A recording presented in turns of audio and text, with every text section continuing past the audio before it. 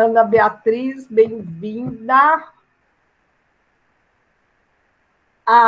Então tá. E esse é o módulo 2, o que eu estava falando. Eu estou acompanhando aquele livro de filosofia do ensino médio, que é muito bacana. Nós estamos no módulo 2, que é ética, e hoje nós vamos ver o conceito de ética para Sêneca e Aristóteles, ou seja, na filosofia antiga, tá? Primeiro, nós vamos ver a diferença de ética e moral. Eu adorei essa figurinha, olha que legal. E para isto, eu vou... É rapidinho esse videozinho.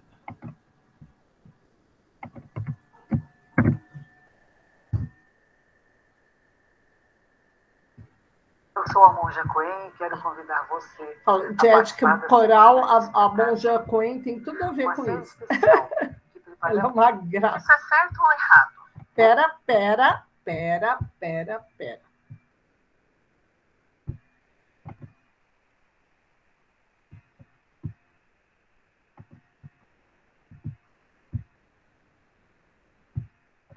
Aqui. Compartilhar.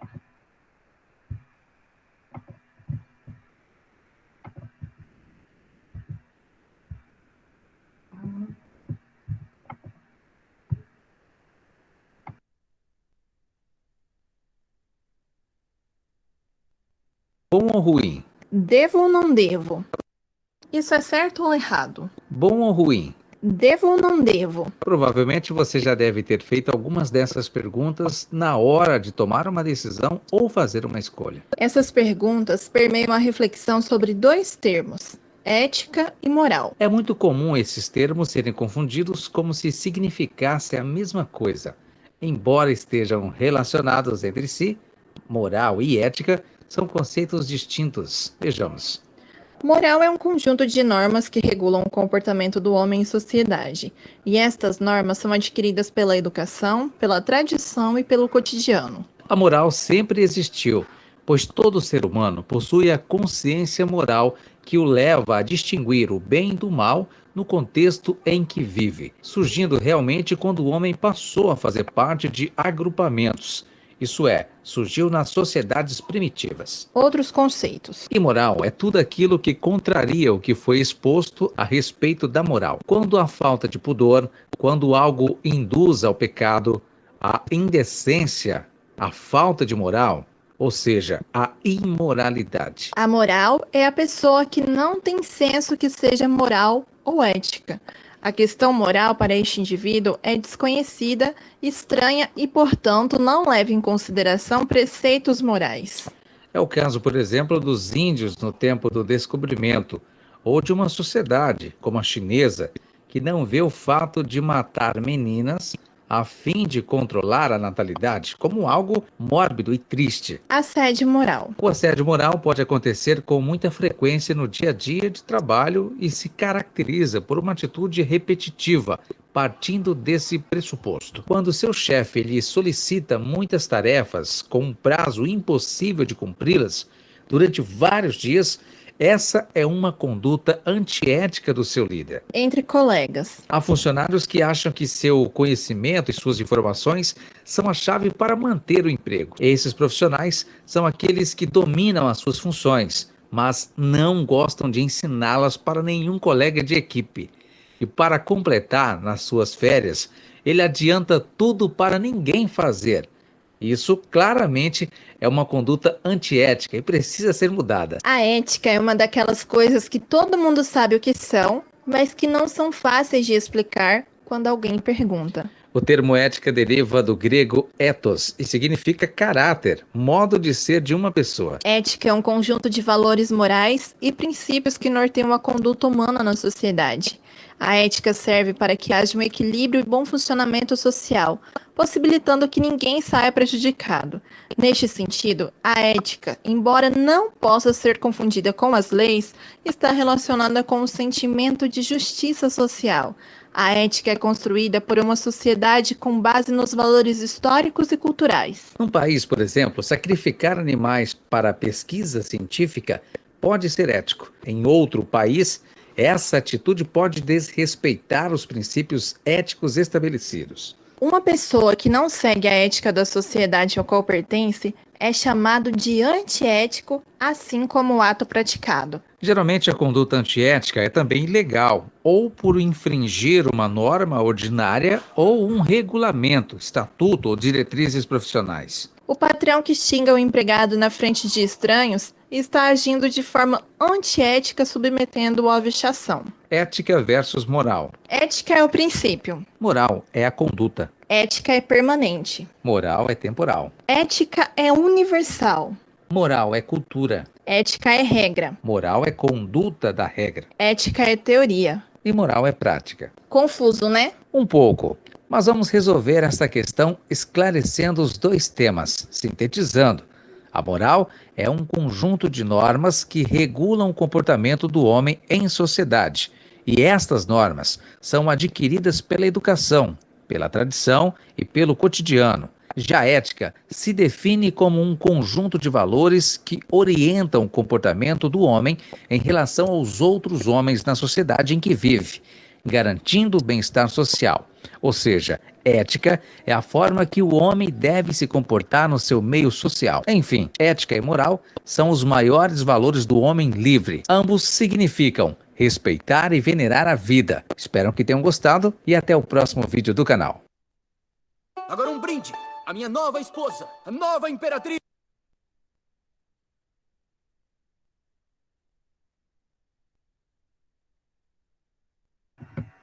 Entenderam um pouquinho? Alguém se atreve? Tem alguém aí? Alguém aí?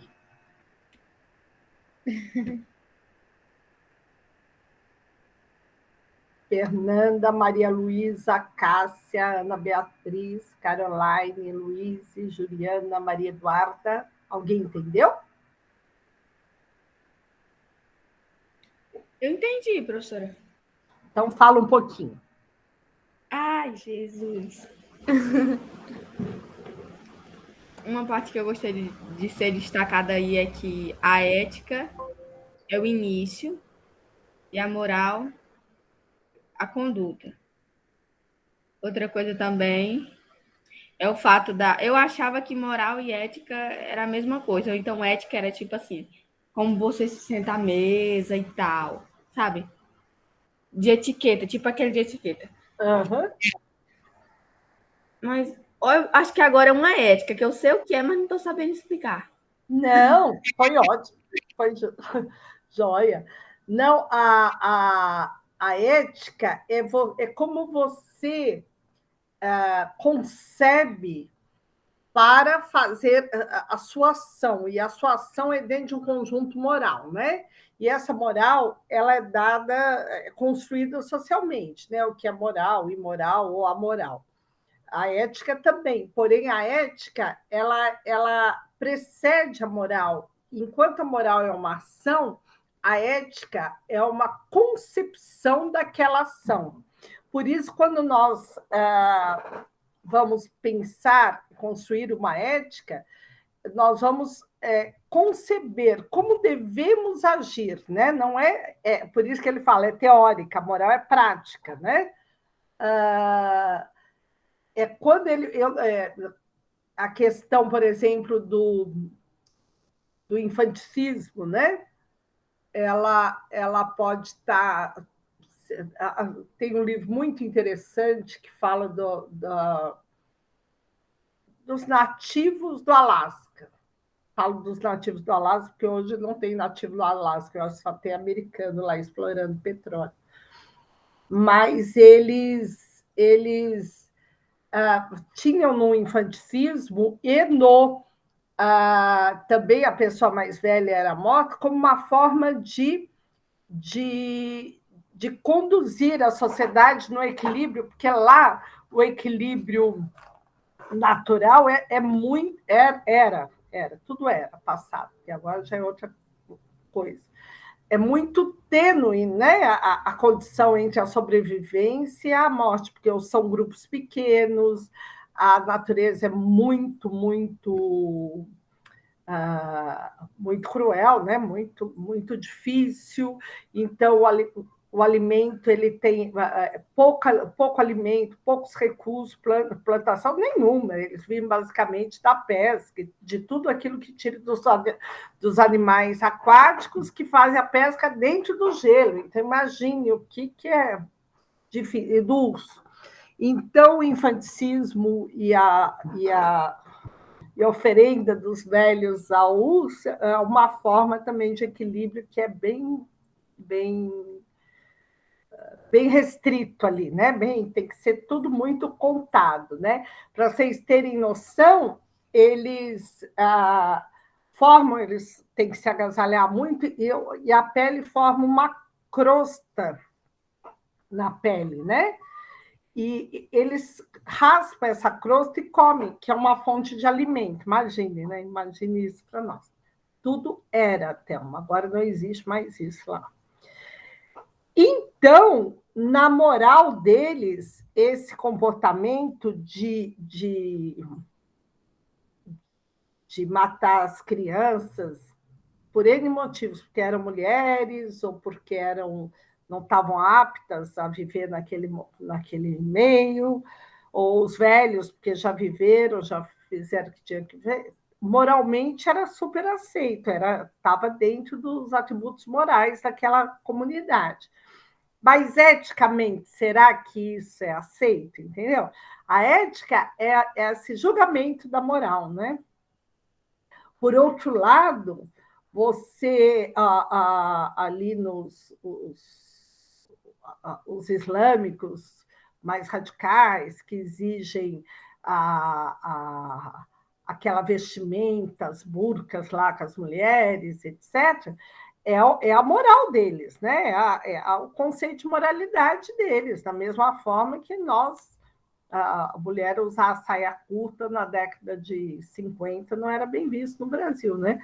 Mas, eticamente, será que está correto? Né? E a ética também, ela não é categórica. O bem é categórico, mas ela tem que avaliar vários contextos, várias engrenagens que estão ali em jogo. Entenderam? Agora eu acho que ficou mais claro, né? Sim? Não? Piorou? Ficou. Uhum. Professora? Oi?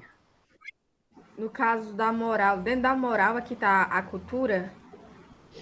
Isso, a moral está dentro da cultura. A cultura é maior que a moral. Entendi. Né? Por isso que também os preceitos morais que mudaram muito no decorrer, porque a cultura é totalmente dinâmica, né? Ela não é uma coisa engessada.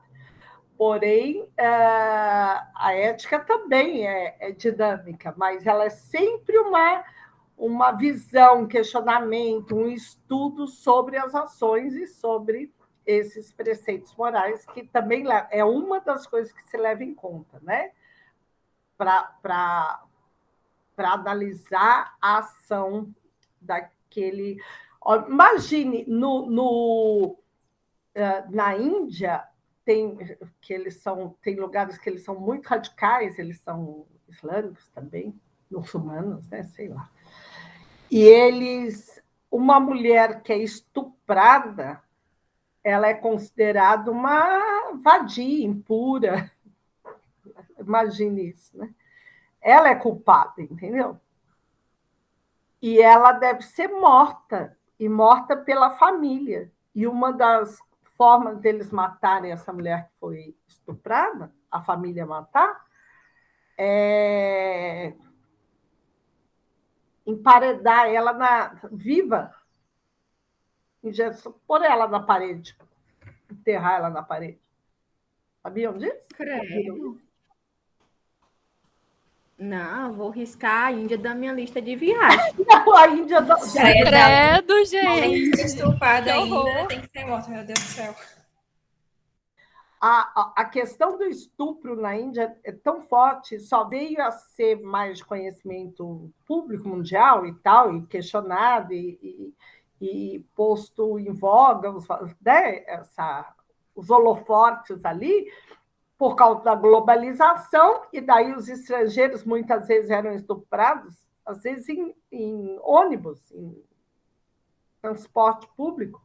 E daí começou a se falar, mas a moral é bem esquisito, é bem confuso.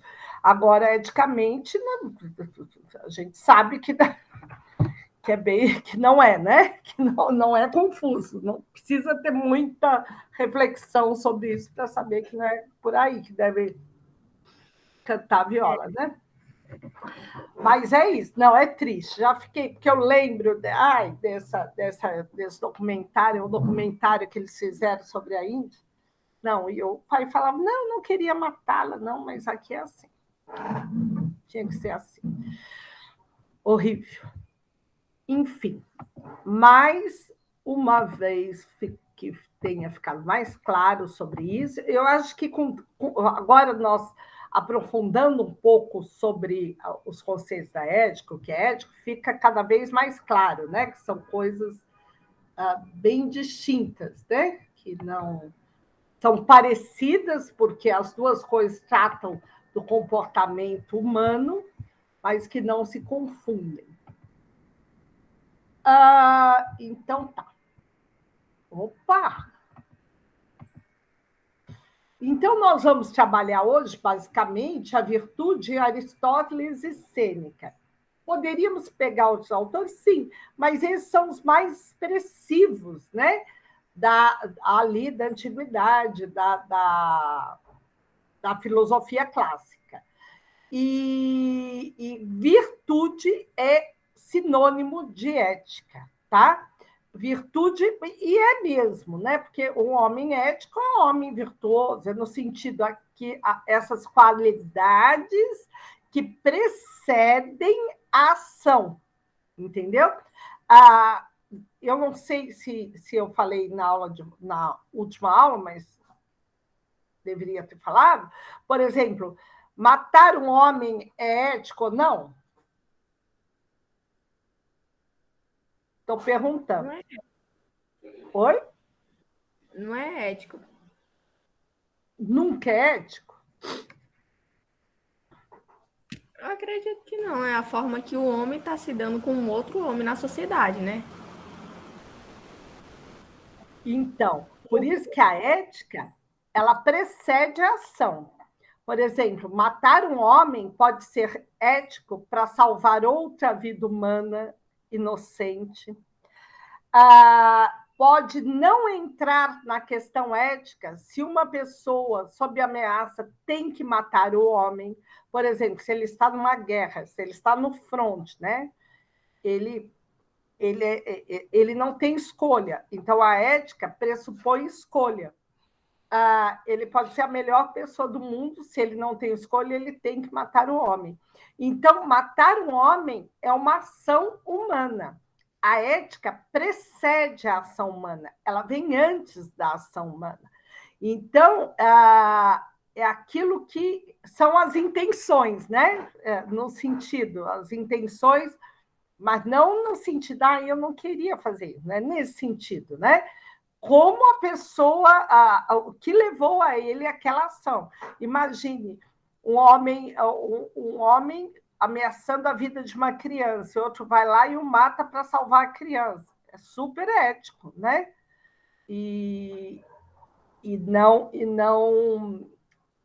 Porque não tem a ver com a ação de matar alguém, tem a ver com aquilo que motiva, o estudo das motivações, né? Para matar alguém.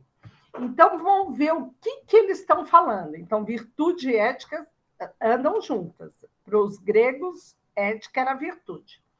Virtude, aqui Sêneca, embora oculta, deixa seus vestígios para quem dela é digno, né? Então, olha que legal.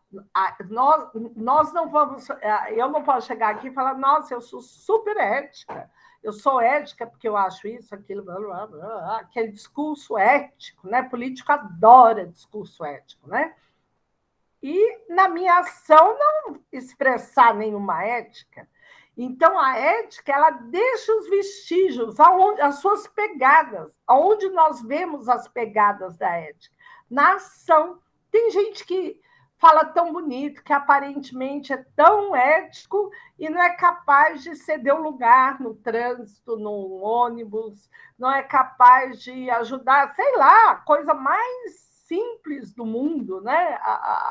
Acolher a coisa mais simplória. Daí você vê que é um pouco estranho aquilo. Fala, nossa, essa pessoa tem um discurso tão bacana e na hora que pode, passa em cima do outro. Vai, atropela.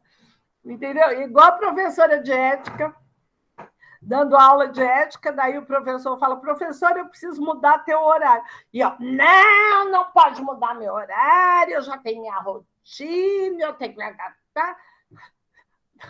Então, tem nada de ético, né? Não que eu tenha que ceder sempre, mas que eu tenha que ter visão do contexto, né? Igual a Luiz falou, ai, professora, pode cair minha internet. Eu sei as condições de internet aí como são, né? Então, eu tenho que levar isso em consideração. Mas, por outro lado, a Luiz fala, não, eu tenho que ver o meu crush ali agora na praça, eu vou falar para a professora que caiu a internet, mas eu vou lá ver meu crush. Daí a Caroline passa e fala, mas, Luiz, você está aqui, não é porque caiu a internet, eu sou tua vizinha, a minha não caiu, entendeu? Então, nesse sentido, a ética deixa pegadas, ela deixa você ver pelas ações. Não que as ações sejam a ética, mas as pessoas que exercem uma ética deixam boas pegadas, deixam razões boas para exercerem tais ações, né? Daí, Aristóteles fala assim, não possuímos virtudes antes de as colocar em prática, que é essa questão do discurso e da prática. Porque no meu... Gente, já viu político falar que é ladrão? Alguém já ouviu? Nunca, professora. Nosso lindo presidente Bolsonaro. Você viu que lindo? Então, ele falou assim, nunca mais houve um caso de corrupção no Brasil. É só quem passa no jornal, quando não é o negócio da Covid. Diz que ele é um... Não, você viu ele falando que liberou $2.000 de auxílio emergencial? Pois é, gente do céu. Eu não sei vocês, mas esse dinheiro eu não vi, não. Eu acho que eu nunca vi juntinho assim. Ele deve estar curtindo a viagem antes de chegar no bolso dos brasileiros. Não. Então, é isso que a Aristóteles está falando, né? A gente só vê as virtudes quando colocadas na prática, né? Não tem nada só conhecemos as intenções quando na ação, né?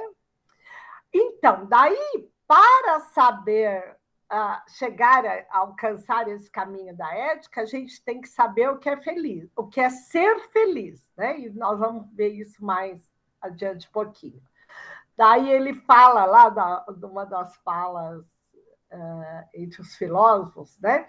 Ele diz assim, quando nasceu o primogênio do mestre, ele não se cansava de contemplar o bebê. Que deseja que ele seja quando crescer? Alguém perguntou. Escandalosamente feliz, disse o mestre, né?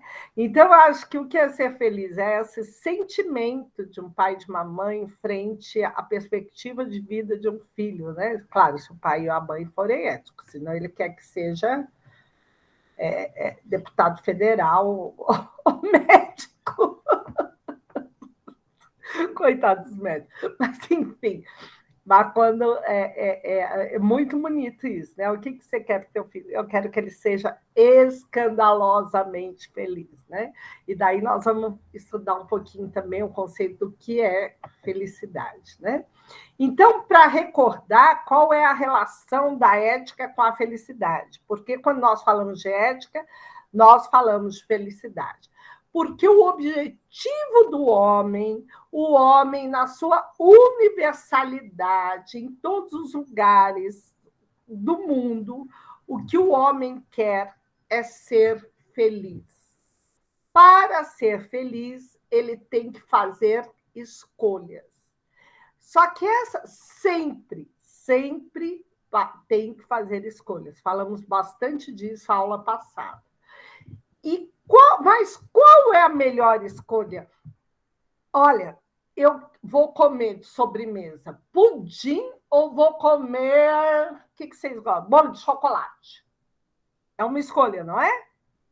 Qual é a escolha que me fará mais feliz? Aí entra a ética. Entenderam? E o que vocês acham que faz mais feliz? Eticamente falando, o bolo de chocolate ou o pudim? Um pedacinho de cada um.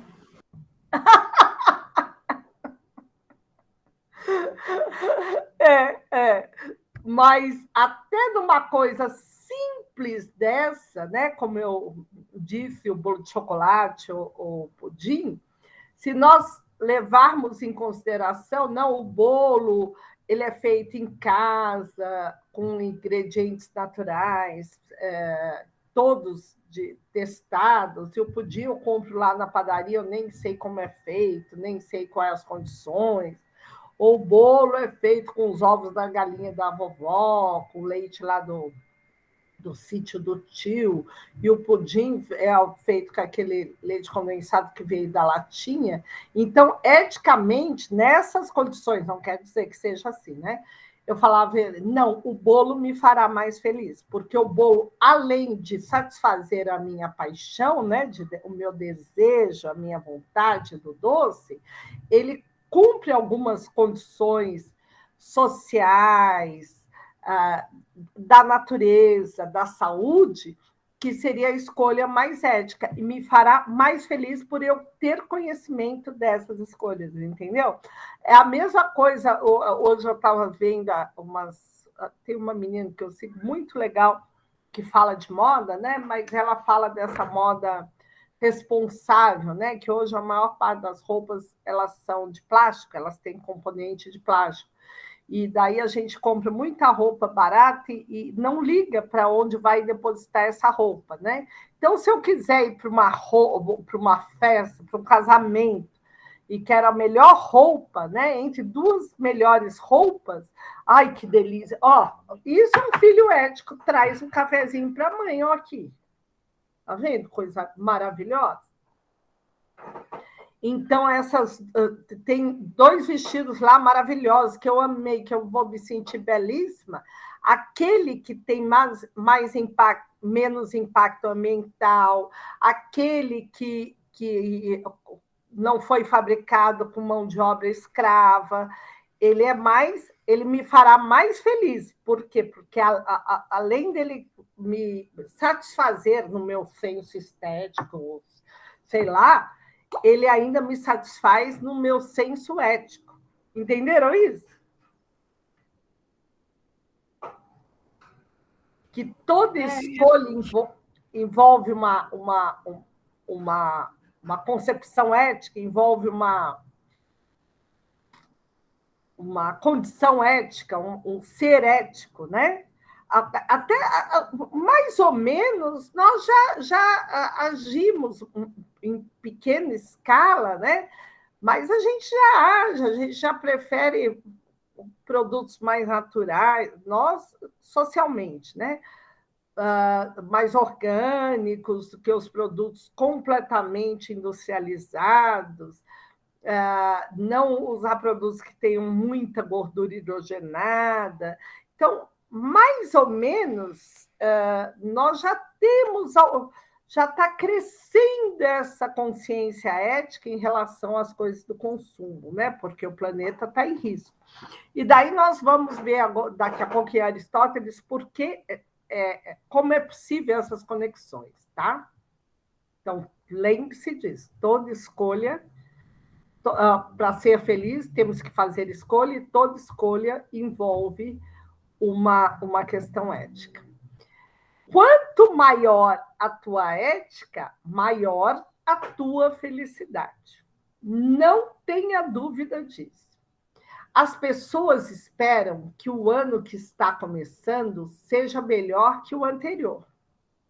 Aposto que o ano que está começando espera que as pessoas que sejam as melhores. Bonitinha, né? A Mafalda é sempre linda, né? Então, nós esperamos que o ano que vem seja melhor que esse. Eu acho que o ano que vem também espera que a gente devaste menos a natureza, que a gente não trate tão mal o ser humano, os animais, as plantas, né? Que a gente seja melhor assim. E com certeza que se a gente for melhor, a gente vai ser mais feliz, mais ética e mais feliz. A virtude que, segundo Aristóteles, é que vai garantir ao homem a felicidade é o hábito que torna o homem bom. Então, a virtude é um hábito, a ética é um hábito. E lhe permite cumprir bem a sua tarefa. A virtude é racional, conforme e constante. Então, ética, nós não... hoje eu sou ético, amanhã eu não sou ético. Agora eu vou ser ético. A partir de hoje eu vou ser ético. Não é assim. A ética é igual um músculo que você vai desenvolvendo, que você vai aperfeiçoando. Vamos ver um pouquinho. São bem curtinhos esses. Não. Volta. Esses vídeos são bem curtinhos, viu? E que às vezes eles falam tão bonitinho que eu acho melhor.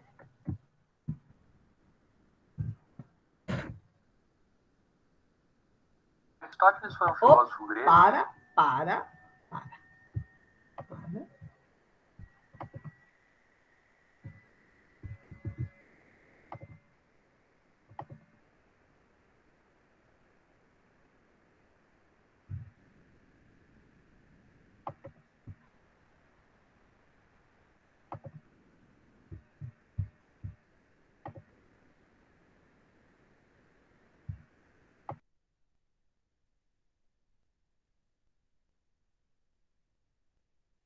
Que tinha várias ideias interessantes sobre o que é uma vida boa. Ele dizia algo que concordaríamos.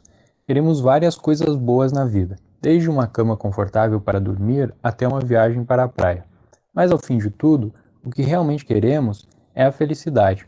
A própria praia ou a cama confortável nós queremos porque nos deixa feliz. Sendo assim, o maior bem da vida humana é a felicidade. Aristóteles era grego, então ele não falava em felicidade, mas eudaimonia. E essa palavra pode ser traduzida de formas diferentes. Podemos chamar ela de felicidade, uma vida bem-sucedida ou simplesmente de sucesso. Mas já adianto que vida bem-sucedida ou feliz para o Aristóteles não tem nada a ver com sucesso ou felicidade no sentido atual. Ele dizia que uma andorinha só não faz verão. Com isso queria dizer que para provar que o verão chegou, é necessário mais do que uma andorinha ou um dia quente. Da mesma forma, para uma vida feliz não bastam alguns momentos prazerosos.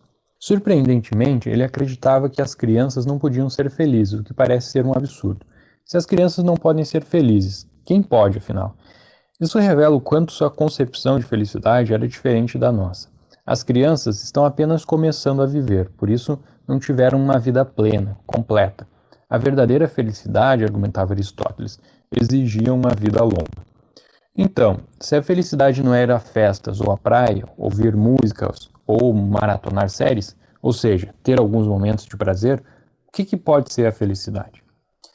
Para chegar ao final da vida e dizer que ela foi feliz, pensava Aristóteles, é necessário nos treinarmos ou habituarmos a praticar ações virtuosas. e isso significa algo bem específico para ele. Ele dizia que agir de forma virtuosa é, nas diferentes situações, adotar o meio termo entre extremos. Vamos pensar em alguns exemplos do que Aristóteles pensava ser a virtude. Quando o assunto é direção, temos diferentes tipos de motoristas. Tem aqueles que são extremamente medrosos e que sequer conseguem dirigir um veículo. Uma pessoa assim, diria Aristóteles, pode estar se privando de coisas importantes na vida por falta de coragem e poderia ter uma vida melhor se não fosse tão medrosa. No outro extremo, há pessoas que são imprudentes no trânsito. São motoristas que colocam em risco a própria vida, a vida da família e de outros desnecessariamente. Talvez isso resulte em mortes ou pessoas feridas. Esse também é um caso extremo em que a pessoa não está agindo de maneira virtuosa no trânsito, talvez por excesso de coragem. Por fim, há aquela pessoa que tem a coragem necessária para dirigir em qualquer situação, mas conhece todos os riscos envolvidos e dirige de forma prudente. Essa pessoa não erra por falta nem por excesso. É alguém que Aristóteles chamaria de virtuoso no trânsito. Vamos considerar mais um exemplo. Imagine, em um extremo, uma pessoa que em um relacionamento amoroso é incapaz de dizer não. Tudo que o parceiro pede ou propõe, a pessoa aceita, mesmo que nem sempre seja esse seu desejo. No outro extremo, podemos pensar em uma pessoa que quase sempre diz não. Se trata de uma pessoa que não presta atenção nos desejos alheios e é incapaz de dizer sim para o outro. Apenas seus desejos importam. Esses dois casos são extremos de comportamentos não virtuosos, pensava Aristóteles. A virtude nos relacionamentos está no meio termo entre esses dois extremos, na capacidade de perceber os desejos da outra pessoa e dizer sim algumas vezes, mas também na capacidade de fazer os próprios desejos valerem ao dizer não para aquilo que não se quer. Enfim, para Aristóteles, uma vida boa deve ser longa, deve ter sido vivida com virtude, ou seja, a pessoa deve ter sido capaz de encontrar o equilíbrio entre os extremos nas mais diferentes situações. Apenas ao conseguir isso, uma pessoa poderá dizer que foi bem-sucedida e conquistou aquilo que ele chamava de eudaimonia.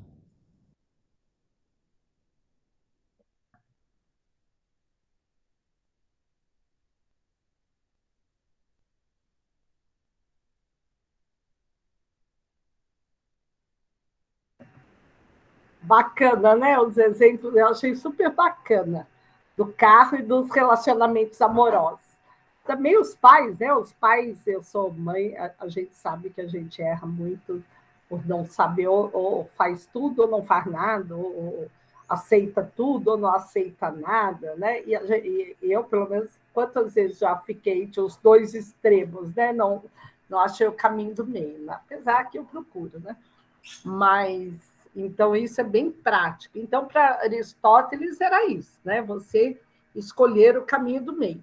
E outra coisa que é importante também falar quando se fala em Aristóteles é que o sucesso naquele contexto da Grécia, em Atenas, era você ser um bom cidadão. Então, o bom cidadão ele tinha uma série de responsabilidades, mas, em compensação, ele também tinha o seu reconhecimento, né? Tanto que eles se aproximavam dos filósofos para que eles pudessem aprender a se colocar na praça pública, né? Na Ágara, que é o espaço público que eles discutiam as questões da polis, né? E isso era muito importante para eles, não só por aqui, espaço público da polis, público da polis, Ágara, eu não sei, mas não vou ser da polis, Atenas,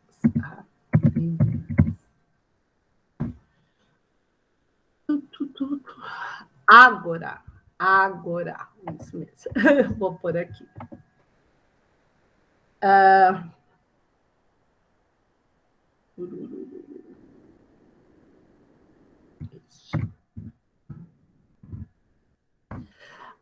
Então, não era um reconhecimento, claro que havia os sofistas que treinavam, e fala que eram os picaretas. Picareta sempre teve, né, no mundo inteiro, que treinavam os filhos lá da elite, porque a Grécia vivia basicamente do mercado ali no Entre Oriente, né, no Mediterrâneo. Então, os filhos eram treinados para influenciar na discussão pública, na Ágora, porque eles viviam uma democracia direta, para que pudesse beneficiar o comércio e tal. Mas isso é uma parte ínfima, porque tantas coisas eram discutidas ali na Ágora que em função do bem comum, que para o homem ser um homem de sucesso, um homem reconhecido, seria um homem pleno, que pudesse ter bons feitos, né? Bom, ou mesmo nas disputas, nas guerras, eles pudessem ter bons resultados. Então, a virtude na Grécia estava muito atrelada a este bem público, né? Agora vamos lá. Aqui voltar para nós. Tá tudo bem aí, gente? Tá muito monótono? Como tá? Tranquilo. Tá tranquilo, professora. Segura na mão de Deus e vamos, porque tá bom e logo já estamos indo. Não, e aqui tá maravilhoso, tá chovendo, professora. Ai, que delícia! Deixa eu filmar a chuva, eu tô na academia. Não, porque refresca um pouquinho, né? Ai, que Olha, delícia! que delícia. Que legal! Eu tô na academia, professora. E você não consegue ir para casa, não, né? Oi? Não consegue ir para casa com a chuva, né? Não, mas fica aí até terminar. Não, mas eu tô escutando, eu não tô fazendo nada, eu só assistindo a aula da senhora. Senta aí, chama os amigos e assim, vamos ver o que é. Então, o pior é que eles nem vieram, eu tô sozinha aqui assistindo a aula da senhora. Mas você tô prestando atenção. É uma menina persistente, malhar com chuva e tudo, parabéns. Pensa. Então, vamos lá. O Sêneca, ele era um estoico. O que é isso? Haviam várias, vamos pôr assim, escolas, né? Na Grécia. Imagina a escola de Platão, onde Aristóteles estudou, que não era a escola do jeito que a gente pensa hoje, mas onde os grupos se reuniam dentro de uma filosofia, dentro de uma corrente, né? E discutiam sobre todos os assuntos da filosofia, né? Então, o Sêneca, que participava dessa escola, que foi um grande expoente dessa escola, ele falava assim: a felicidade consiste em viver segundo a razão, o logos, viver segundo a natureza, pois o homem é de natureza racional. Ser virtuoso é viver segundo a razão.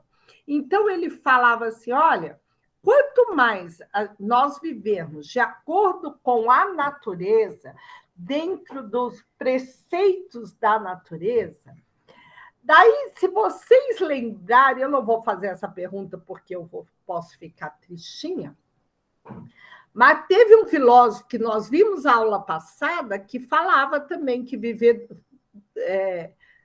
conforme a natureza era viver da maneira mais ética possível. E quanto mais a gente conhecesse esta natureza, né, que ele chamava de Deus, que Deus se expressa na natureza, é a própria natureza, mais seríamos éticos e felizes. Lembram disso?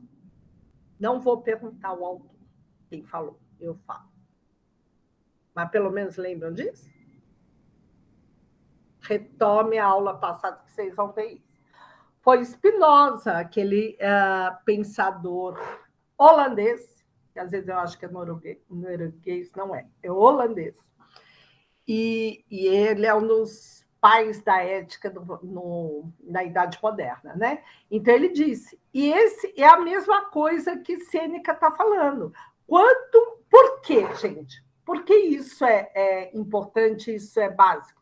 Porque a natureza, ela ela é muito perfeita, entendeu? O movimento dos astros, o movimento a interação das espécies, dos animais, das plantas. Imagine uma árvore, o fruto cai, já tem a semente, pode ser levado para um pássaro. É um ordenamento, é uma lógica muito perfeita para a gente ficar. Não, natural não é bom é uma maquininha, sabe?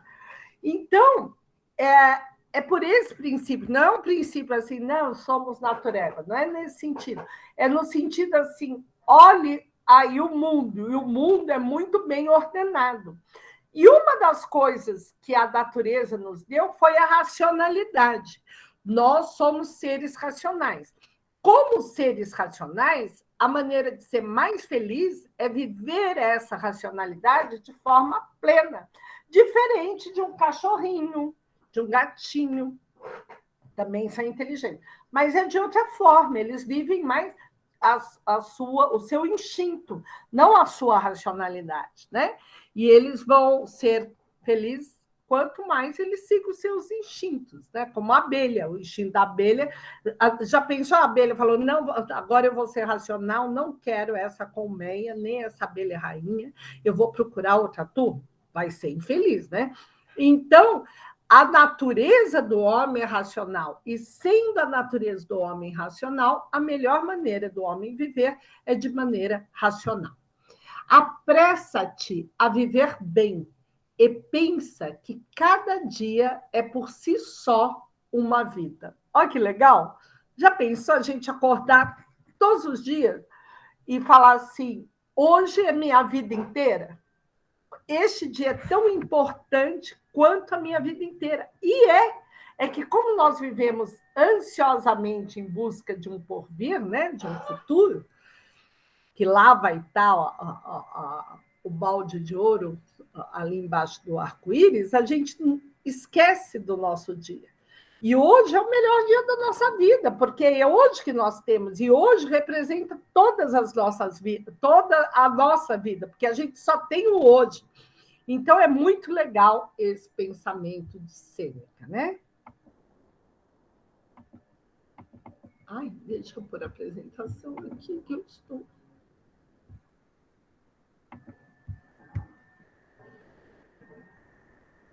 Ser virtuoso é viver segundo a razão. Para a ética de Aristóteles, a cidade, comunidade política, é o lugar da vida do homem, animal político e social. Portanto, é nesse espaço que o homem desenvolve a arte de viver e atingir a felicidade. Isso daqui me lembrou aquele... Ai, como chama aquele reality show que vai para a natureza? Alguém lembra? Largados? Como? Aqueles que eles ficam sem nada? É Largados e Pelados. Largados e pelados, isso. Não, aquele é o oposto do homem natural, do homem social, né? O oposto. Então, o homem, imagine, quem aqui precisa desenvolver habilidades para viver na natureza pura? Ninguém. Não, professora. Esses dias eu estava fazendo trabalho de geografia e eu vi que um piloto de avião estava sozinho e aí o avião acabou o combustível e ele teve que aterrissar na Amazônia.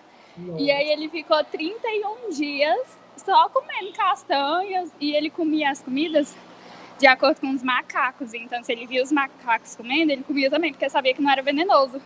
Aí ele foi, andou e achou uns homens lá que moravam na região e aí ele resgatou, que eles tinham rádio e tcharam, o homem voltou para sua família. Nossa, que maravilha, né, Luiz? Então, ele colocou em prática muitas técnicas de sobrevivência, entendeu? Mas isso é 1 em 1 milhão, né? Mas tudo bem, legal. E mesmo assim... Não, mas já pensou se acontece com a gente? Estamos lá indo para Miami, o avião cai. Muito chique. Não, sempre pode, tudo pode. Mas o que eu estou dizendo, olha que legal esse exemplo que você deu, né? Ele usou a sua racionalidade, né? E a sua empatia, porque ele observou, o que o bicho comeu, eu posso comer porque não é tóxico, nocivo, né? Sim. Isso é bem legal. Ele não precisava de muita habilidade técnica de fazer lanças sei lá o quê. Ele precisava mais de inteligência e racionalidade. Mas, enfim. Mas, independente da gente cair no mato, que pode acontecer remotamente, mas pode. Nós temos que desenvolver habilidades para viver na cidade. Não é cidade urbano versus rural, é na comunidade humana, porque é ali que o homem se faz. Aquele é o espaço natural do homem. Mesmo quando o homem era primitivo, que nome bobo, né? Mas os primeiros homens, as primeiras espécies aí humanas, eles nunca viveram sozinhos, nunca. Ou seja, pequenos grupos, como eu falei lá do Alasca, que eram famílias nucleares, né? Mas sempre tem uma referência do grupo social, seja familiar, seja o que for, ou seja estendida, mas sempre tem a referência do grupo social. O homem, ele é naturalmente um ser social. Então, ele tem que desenvolver as suas virtudes para viver neste como ser social. Se um homem vive extremamente isolado, ou vive alguma coisa não está bacana, porque ele é um ser social. Claro que hoje tem pessoas que vivem sozinhas, absolutamente isoladas, mas elas fazem essa ponte através do mundo virtual, né? Mesmo que seja vendo espelhos, né? Por exemplo, só ver série, eu estou vendo vida humana em comunidade, mesmo que eu esteja só vendo, mas está doente, a pessoa está piradona lá da cabeça, porque o homem é um ser social, né? E daí, como ser social, não há bem verdadeiro que não seja para todos. Não é possível você pensar que é bom para você se o mundo está danado, está aquele palavrão. Não é possível. Porque faz parte do ser social contar com o outro. Eu fico imaginando, às vezes tem gente, claro, é que não tinha uma vez minha filha pequena e fazia inglês numa escolinha de inglês, normalzinha, chamada Pinky Brook. E lá nessa escola de inglês ia um senhor, um moço que levava a filha, né? Não lembro, porque faz muitos anos, né? E faz 30 anos, minha filha tem 35, isso ela tinha 5, 6 anos. E eu lembro que ele me falou que ele era segurança, não era ali na escola de inglês, ele era segurança da filha do Abílio Diniz. Para quem não sabe, o Abílio Diniz hoje não é mais, mas ele foi o dono do Pão de Açúcar, depois do Extra, né? Então, toda essa rede de supermercados, né? Ele é português, mas um dos homens mais ricos do Brasil, né? Hoje eu não sei, mas nem sei se está vivo ou morto, enfim. E daí, essa moça, esse segurança, me disse assim, que essa moça, ela inventava de correr no Ibirapuera todos os dias de manhã. É igual a Luiz lá na academia, né? Tem que ir na academia com chuva ou com sol. E ela queria correr no Ibirapuera. Daí ele falava assim, mas pelo amor de Deus, porque é um risco. Ele falava isso porque nessa época, o Abílio Diniz fazia pouco tempo que ele tinha sido sequestrado, porque é um dos maiores milionários, né? Daí ele falava assim, gente, eu não acredito esta mulher pôr em risco a vida dela, um monte de segurança. Todo dia era um esquema para essa mulher ir lá correr no parque, né? Dava vontade de dar na cara da mulher.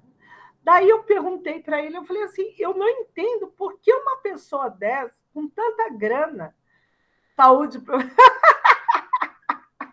com tanta grana, morar em outro país, que nem sabe a grana que ela tem, nem tem esse problema de criminalidade e tal. Daí ele falou, e era um homem assim, simples, não era, né? Mas não era nada assim, intelectual, era um homem comum.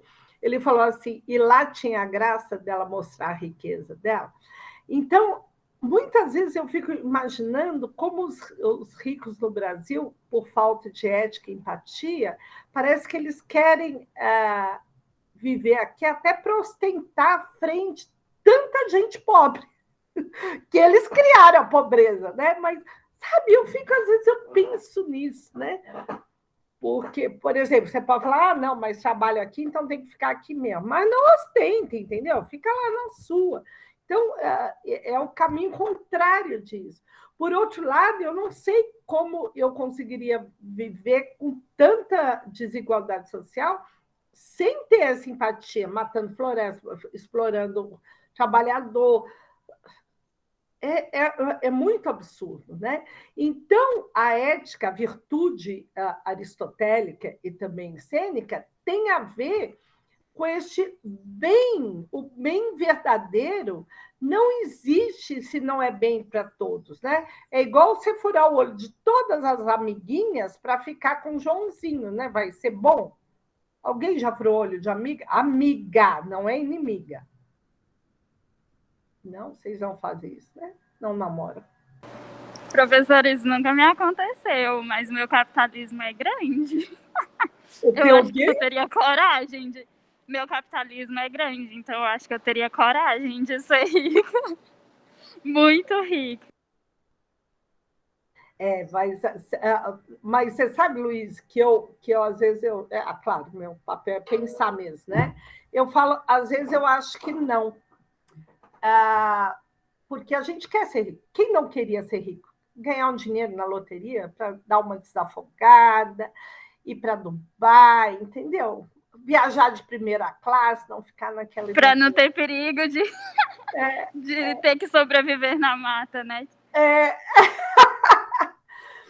Mas, no fim, Luiz, eu percebo que as nossas escolhas não são as nossas,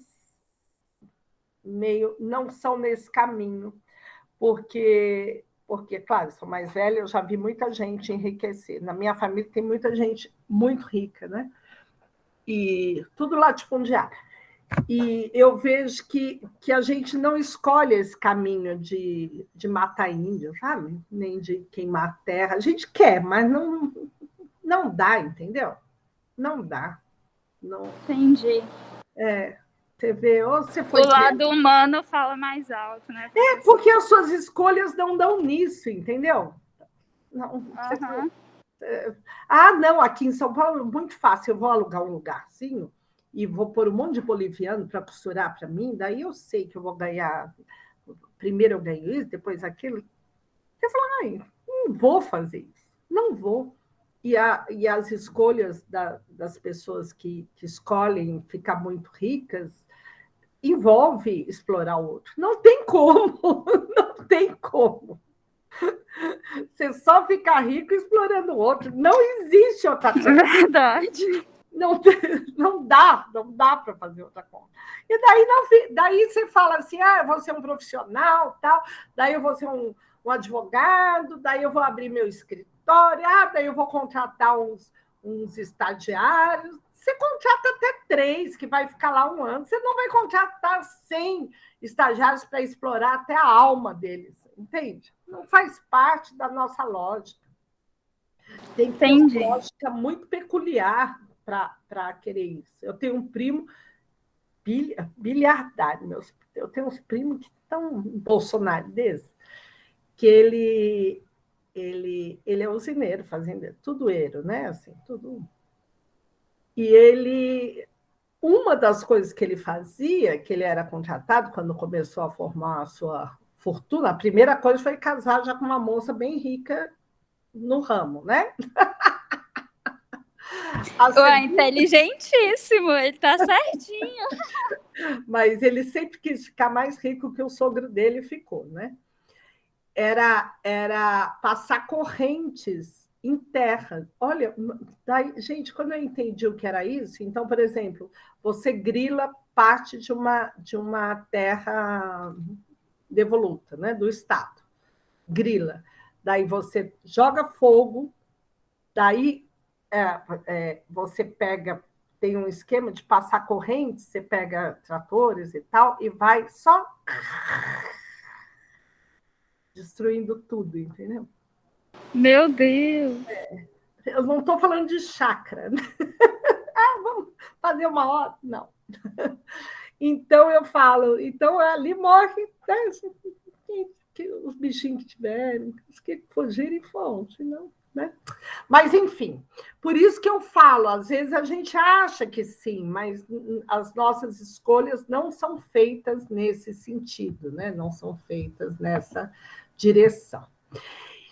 Então, Aristóteles diz assim, qual é a felicidade suprema do homem? Ser feliz não é tomar um sorvete, né? Isso é uma satisfação de um desejo momentâneo, né? Mas tem aquilo que você vai chegar num determinado momento e falar, eu sou feliz. Eu me considero uma pessoa muito feliz, apesar que várias dificuldades de vida, né? Porque meus filhos são maravilhosos, são pessoas super éticas. Eu acho que, assim, muitas coisas, assim, faz a gente feliz, né? Mas, assim, o principal, pra mim, o que me faz mesmo feliz, assim, é estar com quem me faz feliz. E, no caso, a minha família. Eu acho que isso é felicidade de verdade, entendeu? Porque dinheiro, assim, o povo fala, nossa, dinheiro é uma felicidade imensa, mas não é, gente. Mas se cada um parar pra pensar, assim, um pouquinho, assim, vai ver que o bem mais precioso da vida da gente é a nossa família. E é mesmo, Caroline. Não, isso com certeza. E é mesmo. A família, nossa, é a principal. E claro que dentro dessa família, entre os amigos também, né? Porque você tem amigos que é família. Assim, muito em geral. Tipo assim, tem amigo que a gente considera como irmão. Nossa, que é da vida inteira. Daí você fala, isso é família, é igual. É a mesma coisa. E tem família que não serve nem de inimigo.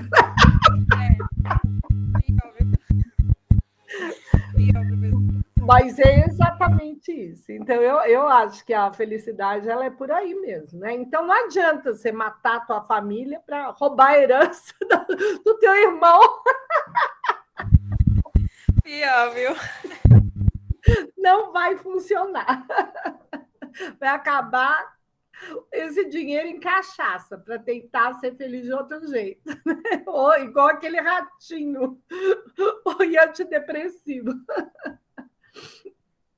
Então, a felicidade suprema é alcançar o bem, e o bem que todos visam. Não é o meu bem, é o bem geral. Sendo assim, olha como Aristóteles é sagaz, é inteligente, é esperto. Qual é a felicidade, qual é a finalidade da vida humana? Porque eu, Thelma, vocês meninas, apesar de serem todas mulheres e devem lutar muito pelas questões femininas, nós, sozinhas ou mesmo em grupinhos, não vamos conseguir impor o bem maior a todos, né? Isso daí seria só se a gente fosse muito piradona, falar, eu vou salvar o mundo. Não é isso. Mas nós podemos chegar a nos afinar neste caminho, que para Aristóteles é discutir qual seria este bem.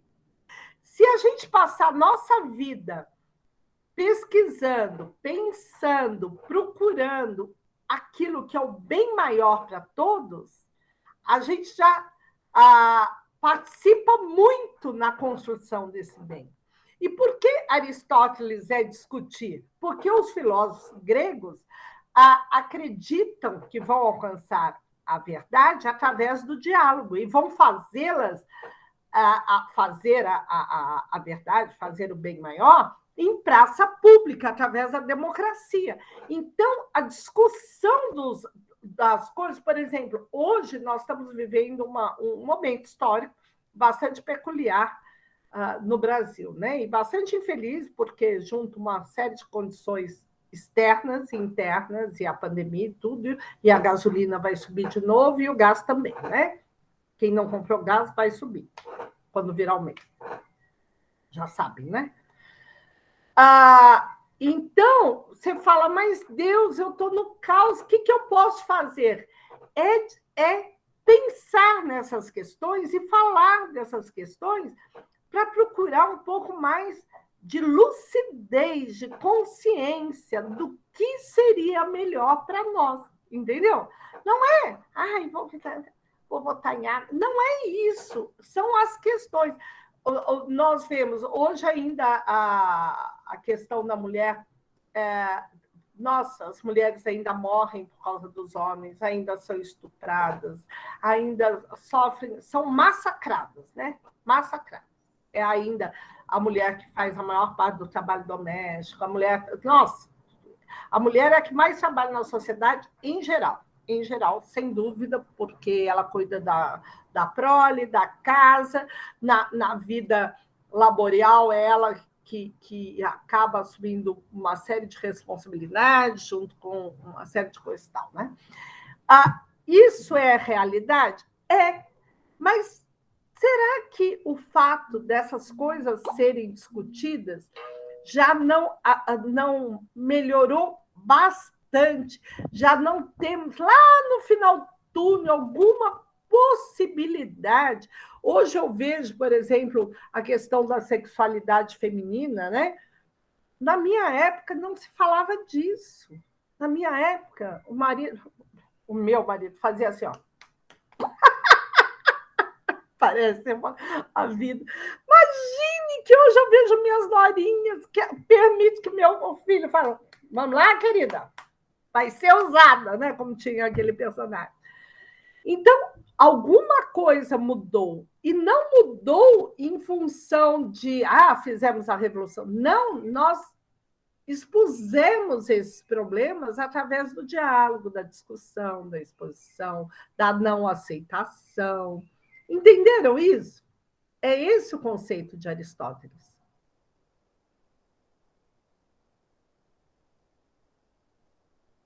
Faz sentido? Joinha, professora.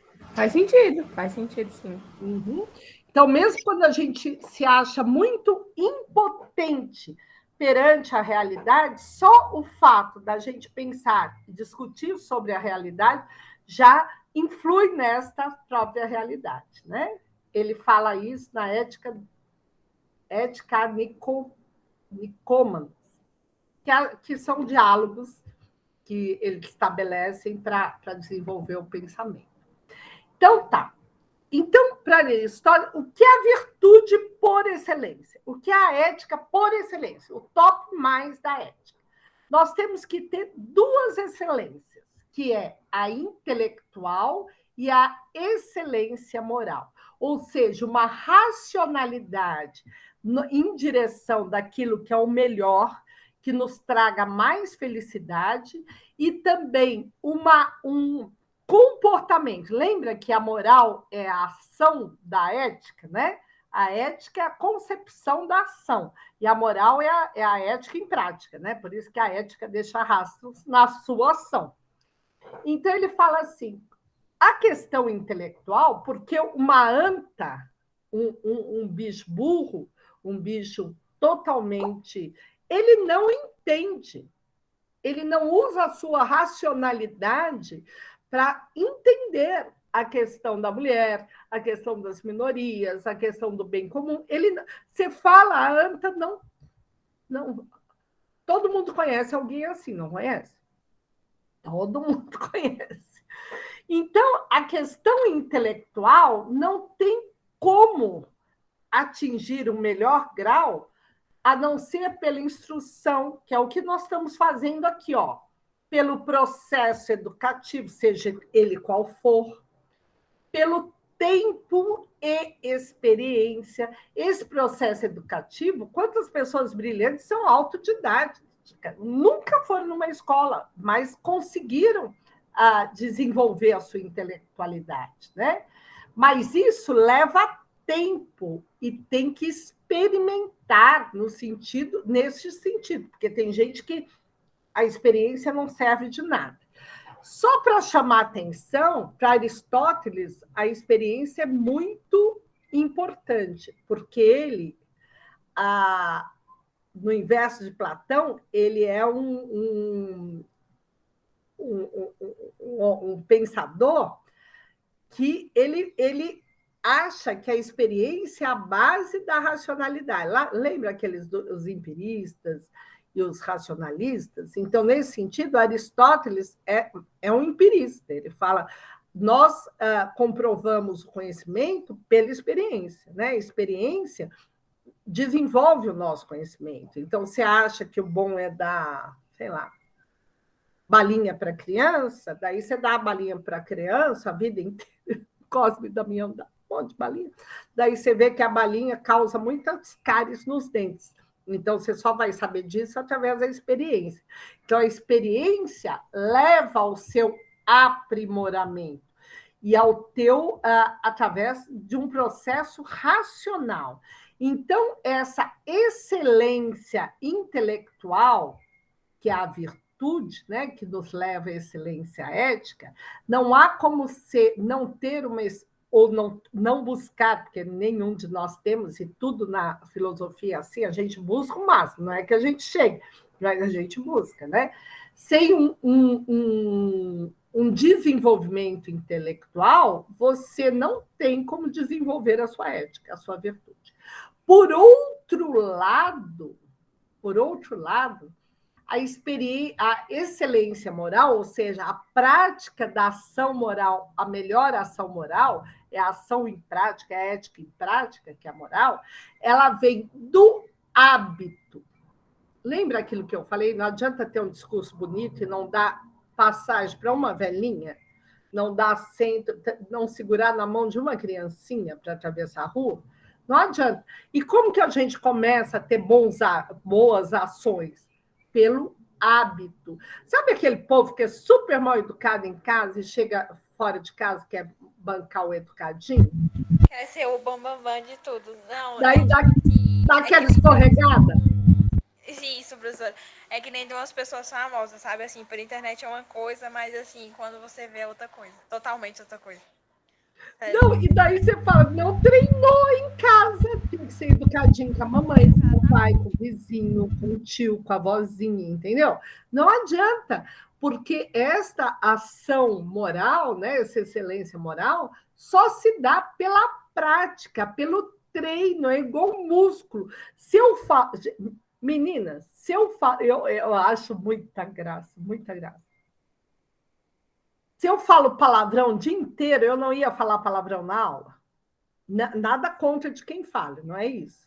Mas não seria assim? Sim, professor. Vocês têm professores que falam palavrão? Não. Pela aula nunca me falaram. No caso, seria, professora, porque já pegou prática, né?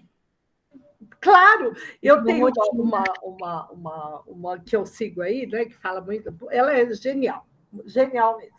Só que ela, como famosinha assim, né, ela preza por um monte de coisa, né? Então ela se diz religiosa e fala de Deus e toda educada, toda fina e tal, e às vezes solta aqueles palavrões que eu olho assim e falo, sabe quando não combina com aquela fachadinha? Sabe assim? Nada de falar palavrão, mas eu estou dizendo, se você não quer falar palavrão, você tem que praticar e não falar palavrão, e falar palavras bonitas. Não adianta você se vestir de amarelo e sair aquela coisa, né? Então, as ações... isso é bárbaro, por isso que eu coloquei aqui. Por que a a excelência moral a gente só consegue com treinamento de ação. Porque a ação moral está ligada às nossas emoções. Fala, Ju. Ô, professora, me desculpa, eu liguei aqui sem querer de novo. Não tem nada, não. A ação moral está ligada às nossas emoções, não à nossa razão. A nossa razão, a gente vai conhecer a família do namorado. Bonitinha, vestidinha, cheirosa, penteada. Daí você fala, eu vou falar isso. Racionaliza tudo, né? Eu vou falar isso, vou falar aquilo. Ai, sou fina, vou jantar. Como que eu pego o talher mesmo? É assim, como que, né? Daí você chega lá. Oi? Gente, não adianta a gente ser uma coisa, não, porque eu fui desse jeito bem com a minha sogra. Com a minha sogra. Tipo assim, eu cheguei lá, tipo assim, bem arrumadinha e tal, assim, fui pegando colher de outro jeito. Meu Deus, não passou uma semana, já tava tudo assim, bagunçado. Não dá não, gente. Tudo escolhendo. Professora, eu tenho uma mensagem assim, bem importante sobre o Setembro Amarelo. Não sei se a gente comunicou isso, mas assim, tem muita gente que considera o Setembro Amarelo assim, um mês muito importante, mas assim, as pessoas tentam ajudar as pessoas assim em Setembro Amarelo, mas não é só em Setembro Amarelo que a gente, tipo assim, algumas pessoas têm depressão, né? Porque não vai ser só no Setembro Amarelo. É que nem eu falo, tem muitos professores também assim, pessoas assim, que falam assim, muito bem de Setembro Amarelo, vamos ajudar, mas quando a gente está precisando de alguma coisa assim, não ajuda. Eu acho que isso tem a ver com o que a gente está falando agora. Perfeito, Caroline. Você sabe que eu tive uma aluna ela não está mais no IFTO, e ela era bem deprimida,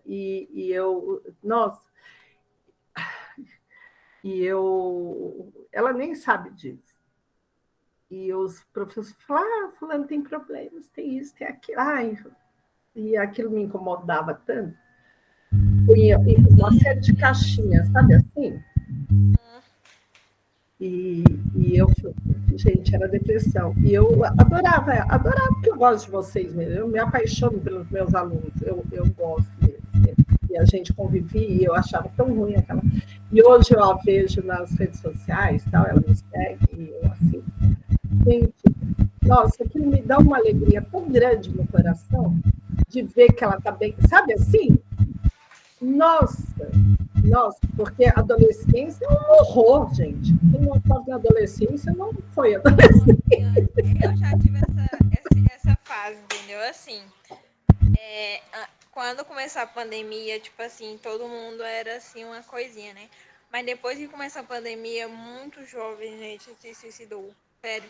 Sinceramente, num caso no Brasil, foi muito grande jovem. Não, sinceramente, toda hora que a gente abria a rede social era uma que se matou. Professora. Oi?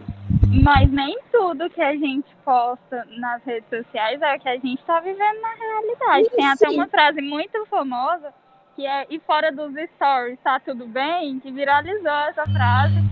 Porque a gente só posta quando a gente está num restaurante legal, num carro legal, num lugar legal, entendeu? Quando a gente está em casa, chorando, sofrendo, a gente não posta isso. Não, até mesmo assim, das críticas, né, gente? Porque tem muita gente que critica, tipo assim, não quer ajudar, mas critica do que a gente está sentindo, entendeu? Não, mas eu deveria considerar isso. Mas o que eu falei, Luiz, que eu a vejo bem, é que ela está viva, entendeu? Está viva. Tá, entendi. Professora, eu tenho que ir agora porque eu tenho um dentista. Vai, que nós falta um slide. Falta um slide. Só um minuto. Não, então eu fico. É só um slide mesmo, ó. Tá bom. De tudo que é contínuo e divisível, é possível tirar uma parte maior ou menor. E isto tanto em termos da coisa em si, quanto em relação a nós. E o igual é um meio termo entre o excesso e a falta. Então, aqui ele está só defendendo a questão do meio termo, né? Eu achei bonitinho isso, porque ele fala nem de mais, nem de menos. por meio termo, quero significar aquilo que é igual, de igual distância entre os extremos. Quero significar aquilo que não é nem demais e nem pouco. E isto não é único, nem o mesmo para todos. Imagine, então, a justa medida, o que eu preciso para ter uma vida plena não é a mesma que meu vizinho precisa. Mas um meio termo é meio termo para todo mundo, entendeu? Não, ó, o meio termo de um não é um ter tudo e outro não ter nada, entende? É nesse sentido. Daí, aí terminou, para eu liberar vocês, é assim. A ética de Aristóteles serve de referência para as sociedades contemporâneas, considerando situações como religião, política, saúde e violência. Então, assim, ó, quem conta um conto aumenta um ponto. Se alguém apresentar alguma questão que faça ligação entre a ética de Aristóteles com o nosso mundo contemporâneo, pode ganhar pontinhos extras, tá? É uma proposição. Ok? Entendeu? Não entendi. Então tá, depois vocês pensem, eu vou deixar lá, vou ver se eu ponho meu ave em dia, porque eu estou cheia de atrasos, porque minha vida é mais louca do que, sei lá, onde eu me encontro. Eu vou fazer a chamadinha. Vou fazer aqui que é mais rápido. Rapidinho. Deixa eu fechar aqui. Eu tenho agora meu negocinho no papel. Ana Beatriz? Estou aqui. Cássia? Presente. Eva Maria? Eva não veio hoje. Fernanda? Fernanda estava aí. Tá aí. Fernanda, cutuca a Fernanda. Ai, pode ficar ligado e não prestar atenção. Ingrid? Não. Juliana Cristina? Faz tempo que eu não vejo a Ju, não sei. Juliana Soares? Está aqui. Caroline? Está aí. Caroline? Não. Luiz está aí. Maria Clara? Estou aqui. Maria Clara? Não. Maria Eduarda? Estou aqui. Está aí. Maria Luísa? Está aí. Presente. Maria Vitória? Não. Natália Mendes? Não. Também não. E a Fernanda? Fernanda? Presente. Guardou, Fernanda! Ok. Gente, muito obrigada. Pensem em fazer o trabalho, vai estar lá no AVA, é só fazer uma correlação entre um pensamento do Aristóteles e uma questão nossa do mundo moderno, tá bom? Tá, beleza. Cheiro. Bom, Muito obrigada.